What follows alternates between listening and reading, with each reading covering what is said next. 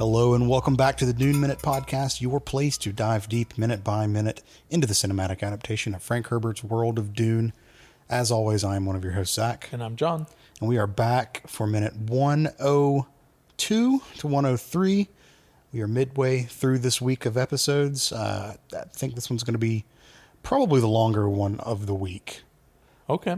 At least according to my notes after coming off a very short one yesterday. This is probably my shortest week of or day of notes, but Interesting. All right. Well, maybe it'll even out to a average episode. we'll see. We'll find out. Who knows? We might get on some bullshit, and this could be a 40-minute. Who knows?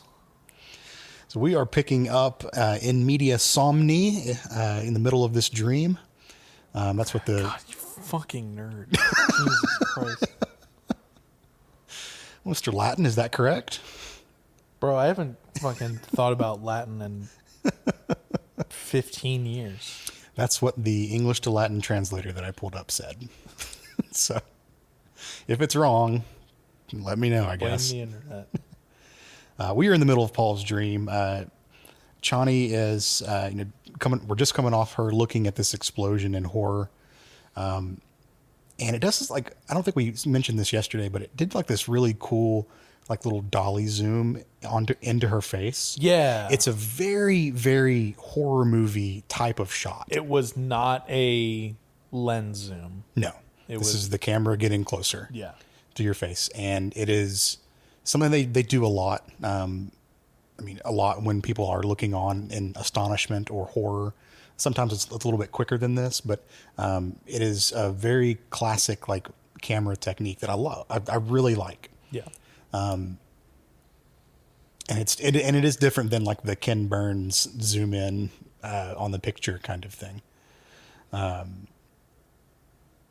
we cut behind her, and we see Paul running up the dune to her. And she's just stood there. Yeah, she's just standing there. We're seeing her we're seeing her back, and he kind of grabs her and pulls her to the ground. And the moment he touches her, she just collapses. Yeah, and oh boy, what a nightmare jump this is. Scare. Yeah, this is. I wasn't exactly ready for this because remember, I've not seen this full movie in a long time. I'm taking this minute by minute. Yeah. So I forgot about this part. And when I was watching, I was like, oh shit, out loud. And just, it startled me, because what we see is basically Chani's skin melting off. Or Chani Chani looks like fried chicken. Yeah. Severe radiation burns. Yeah. From this blast that she looked directly at. And she's got burn wounds, and looks like her hair is singed towards the hairline. Her eyebrows are gone. Yeah. Armor's all fucked up. So yeah, she's not looking good right now. No. But she's still alive. Yeah, because in the last 2 or 3 frames, her eyes begin to open, and then Paul wakes up. Yeah. And we flash back to reality. Yeah, and probably not what he wanted to hear. Actual explosions going off. Yeah. Before we go too far away from this, I have to call out the makeup's not that great, because if you go through frame by frame on this, you can see where this chicken skin mask that they put on Zendaya definitely stops around the edges of her face. So they did a Silence of the Lambs kind of face off thing. Yeah. But you can definitely see the edges of it around her jawline and everything. Yeah, it's Interesting. Yeah. Need a little more blending on the brushes there. A little bit. So yes, Paul wakes up. He hears actual explosions in the background of the real world. And Chani is not beside him. He rolls over and he looks and he starts to panic a little bit. Yeah, he immediately jumps out and just starts screaming for her. Well, before he starts screaming, he sees Gurney and all the other Fremen exit their tents. They're all getting up at the same time, looking around. And Gurney looks over and he's like, "What the hell?" Yeah. So laugh line from Gurney. And we just hear like the rippling explosions. Like there's tons and tons and tons of them. Did you ever, or have you ever seen, there's a video, I think the Smithsonian, or maybe it was the British Museum put out, that it is an approximation. It's not an actual audio recording, but it's an approximation of what it would have sounded like at the very end of World War One. Oh, it's not an approximation. It is a recording of the very end of World War One. Double check that. I don't think it's an actual recording, because they say it's like historically accurate, but not an actual thing. I don't know. Maybe I'm wrong. But please. You know what I'm talking about. Yeah. So it's the Imperial War Museum. Okay. Releases an audio recording of the final minute of World War One. But is it real? Yes. Okay, cool. For something I read yesterday on it when I was looking it up was... It was recorded near the River Moselle in the American front. Interesting. Okay. I don't know why the thing that I was reading yesterday said it was like something that was put together, but they say it's like likely what... Okay, anyways, doesn't matter. When I heard these explosions and like the basically the drum roll of explosions going off, that's exactly what I was reminded of. So were you living in Midtown when they detonated the Georgia Dome? When did they do that? It was before I moved into Midtown. So it had to have been like 2014, 2015, something like that. Yeah, I would have been then. Yeah. Yeah. From my house where I was, I could hear the detonations in the distance. So I've heard like big ass explosions like that off in the distance before. I mean, hell, I can hear the fireworks from the Brave Stadium on Friday nights at my house. Yeah. That is a ways away. Yeah. So yeah, and they're quiet and everything, but it's, think of that type of thing, but times artillery. Yeah, exactly. So it's very loud and it's very it's disconcerting. Yeah. I often hear it at my house, which is probably just gunfire from the surrounding neighborhoods. We get to play that fun game of fireworks or gunshots. So Paul is shouting, Chani, Chani, Chani. And it almost seems like we hear this like mechanical sound. I don't exactly remember what it was, but like he turns around. It's some sound that I think it's just for the audience, but yeah. It makes him turn around and he sees Chani standing at the top of this ridge, just like in his dream that he had seconds ago. Yeah. So safe to say this was a vision, not necessarily a dream, depending on how you want to draw the lines between them. Yeah. And he, fucking books it up there, grabs her by the cheeks, and you see him like look at her face for a moment, and it's her face cheeks. Her face cheeks. Yes. Yeah.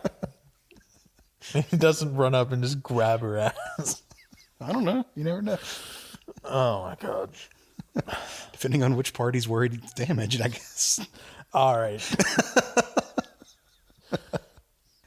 So he gets up there and all the other Fremen join them on the top of this ridge, and they are all just looking on out in the distance, really just in like astonishment and a mix of horror in there. They're taken aback by what they see. All they see though are just bright flashes of light through a giant dust storm.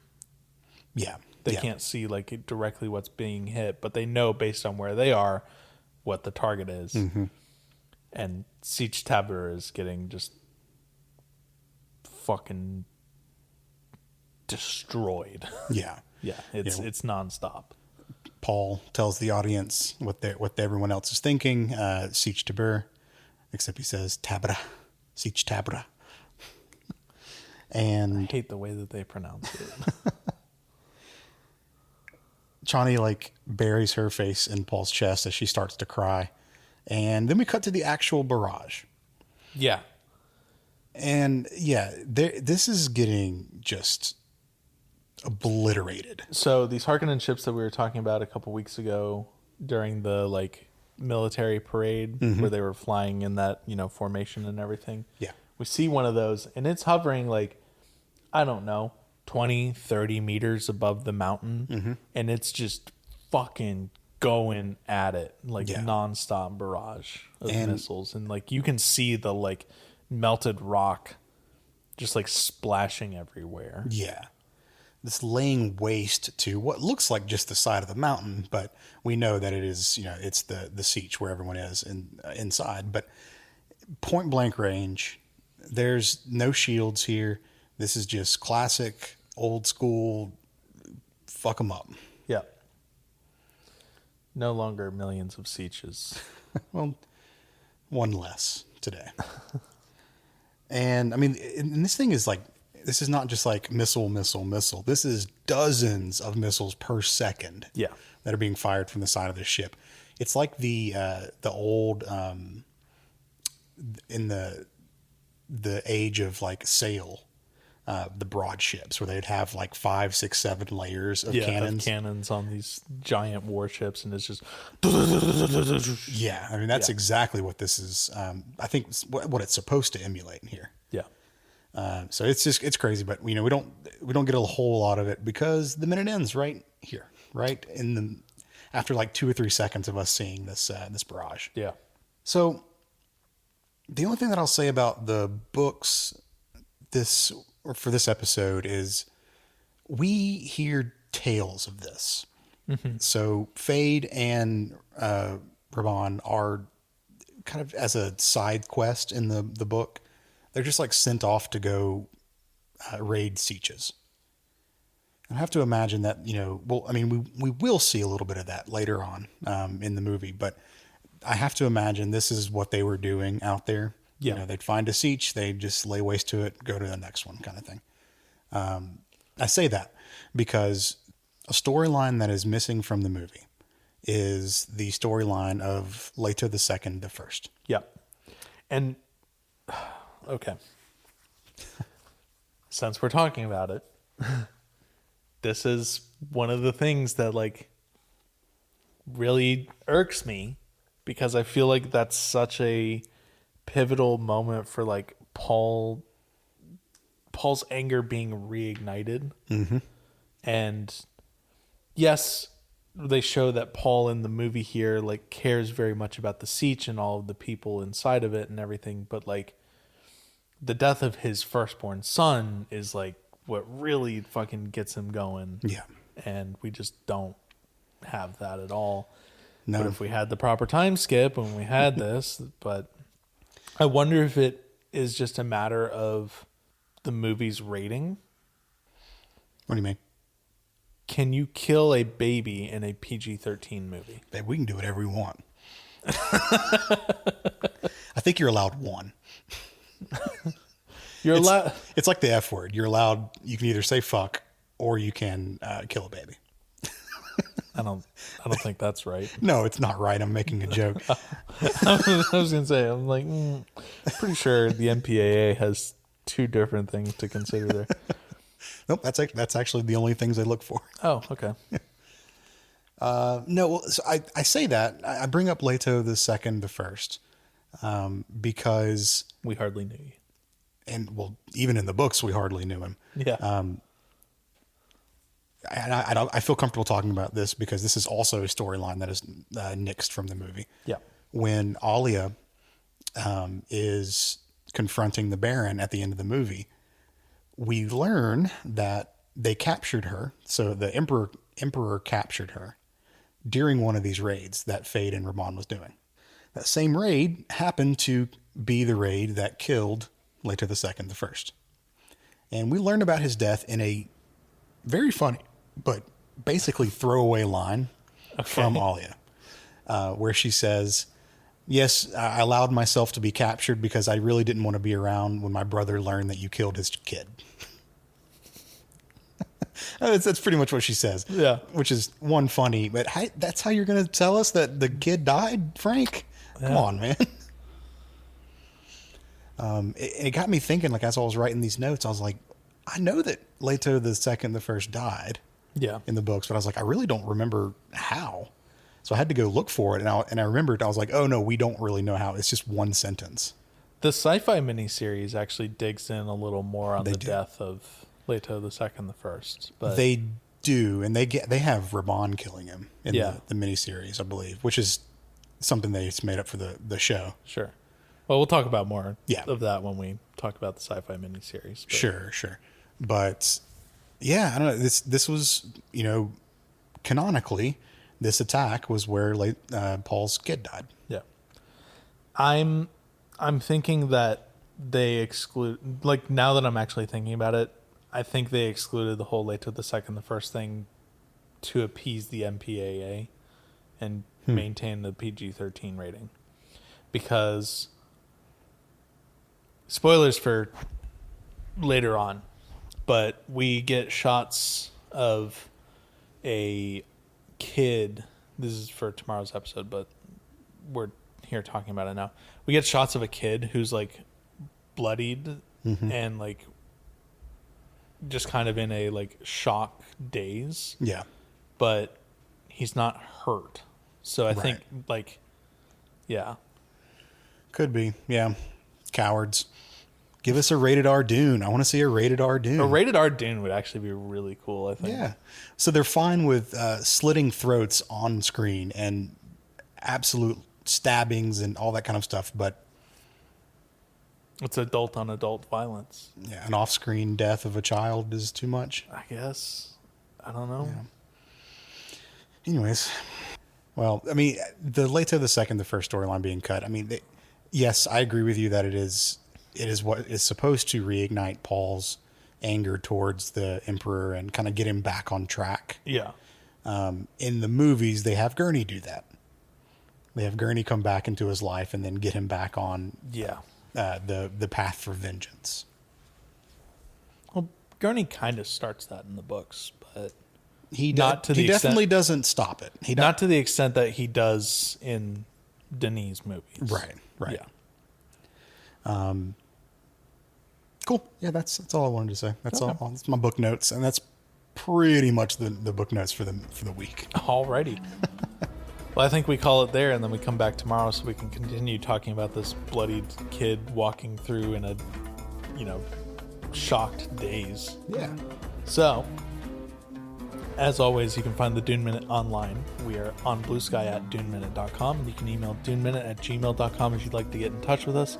We'll be back tomorrow with another episode, and we'll see you then. See ya.